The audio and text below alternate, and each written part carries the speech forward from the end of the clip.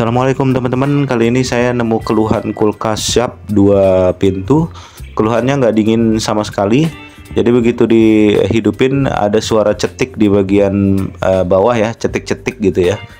Dan kita coba dulu buat start.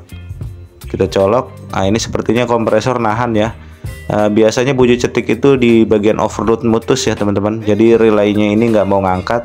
Kita akan buka dulu bagian cover dari tempat relaynya, ini di bagian kompresor. Nah, di situ ada relay overload ya teman-teman ya. Jadi kita lepas dulu dari posisi kompresornya. Ya, tinggal dicongkel aja, kita lepas bagian overload sama relay. Nah, ini setelah terlepas baru kita bisa analisa ya. Nah, kalau di sini sih kelihatan sepertinya relay ini hancur ya. Bagian dalam relay itu ada bentuknya kayak keramik bulat.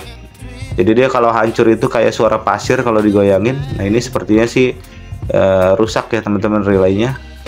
Kalau sudah begini sih baiknya langsung ganti ya. Ini nggak perlu di tester lagi. Biasanya memang sudah pasti rusak ya teman-teman. Kita buka bagian pin soketnya. Ini bukanya kalau bingung diapalin kabelnya ya teman-teman. Nanti pakai relay yang baru nih harus sama ya posisi pin soketnya, warna kabelnya harus sama. Jadi harus diapalin betul ya. Setelah itu kita pasang ya. Untuk menghindari lupa atau salah pasang pin ya di relay, kita harus apalin dulu ya teman-teman. Jadi biar nggak terbalik. Nah, ini dia. Ini kita kocelakin gini nih. Kalau digoyangin ada kayak suara pasir itu udah pasti rusak ya. Oke, selanjutnya ini kan udah diganti yang baru nih ya sama kita. Kita pasang ke kompresornya. Yang dipasang itu bagian overload dulu. Setelah overload terpasang baru ke bagian relay. Ini pastiin pemasangannya betul ya, harus kuat ya teman-teman. Pemasangan relay sama overload harus tertancap di pin dari si kompresor tuh harus kuat ya. Jadi nggak boleh asal pasang aja. Selanjutnya kita siapin tang ampere ini untuk ngetes ya. Oke, untuk pemasangan tang ampere ini kita masang di bagian overload ya, kabel overload. Ini kita lepas dulu grounding yang terpasang di kompresor biar lebih gampang.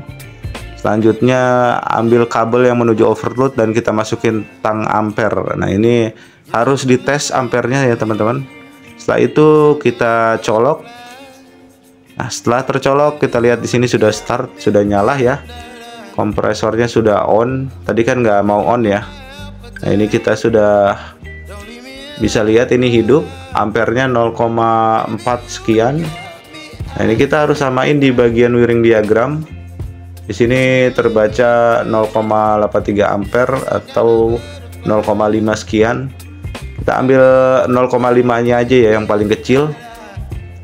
Oke, sementara itu kita cek juga ke bagian freezer ya. Sudah ada dingin atau belum. Nah, di sini udah langsung keluar ya udara dinginnya ya. Soalnya kompresornya kan udah hidup. Biasanya kalau kompresor hidup ya harusnya kalau normal tekanan freon gitu ya, harusnya udah dingin. Oke, kita balik lagi ke bagian belakang. Kita pastiin ampernya stabil. Ini di angka 0,3 sekian. Ini belum stabil ya teman-teman, dia bisa naik ya. Cuma kayaknya kalau ngelihat dari sini sih harusnya sudah di bawah 0,5. Nah, ini dia relay yang rusak. Nah, ini kalau digoyang-goyangin gini kayak ada suara pasir di dalam.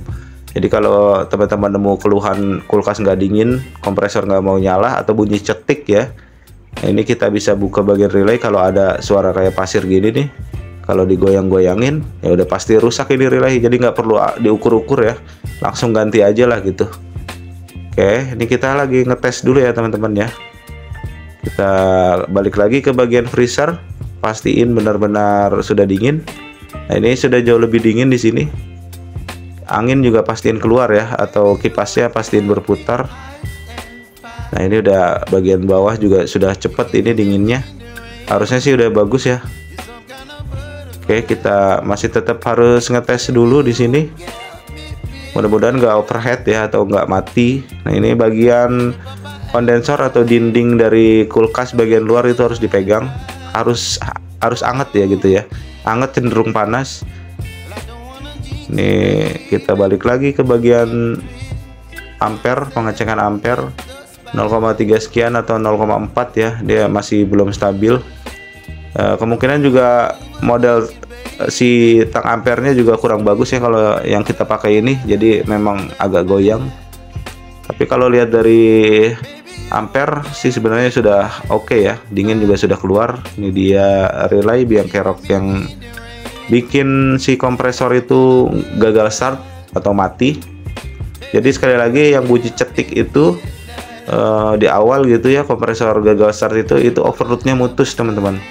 Jadi si relay itu nggak kuat buat gerakin si kompresor, jadi panas di overload biasanya.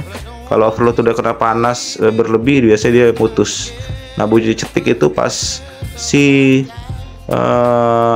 overloadnya itu putus ya teman-teman ya. Oke, di sini sudah oke, sudah bagus. Kita cuma ganti relay tadi ya. Kompresor sudah hidup lagi.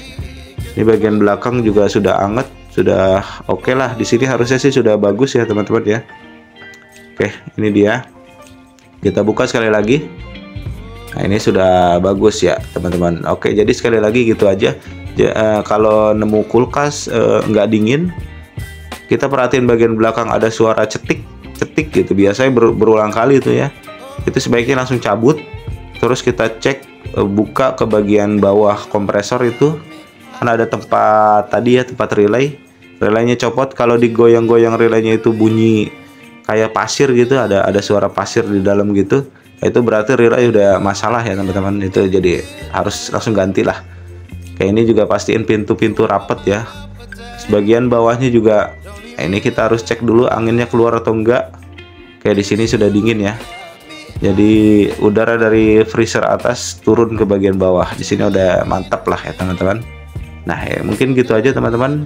Semoga video kali ini bermanfaat. Ini kulkas sub 2 pintu ya. Keluhannya tadi di awal nggak mau dingin, ada suara cetik-cetik di bagian kompresor. Setelah kita cek ternyata relaynya rusak, nggak mau menggerakkan kompresor. Oke, mungkin gitu aja. Semoga video ini bisa bermanfaat. Assalamualaikum.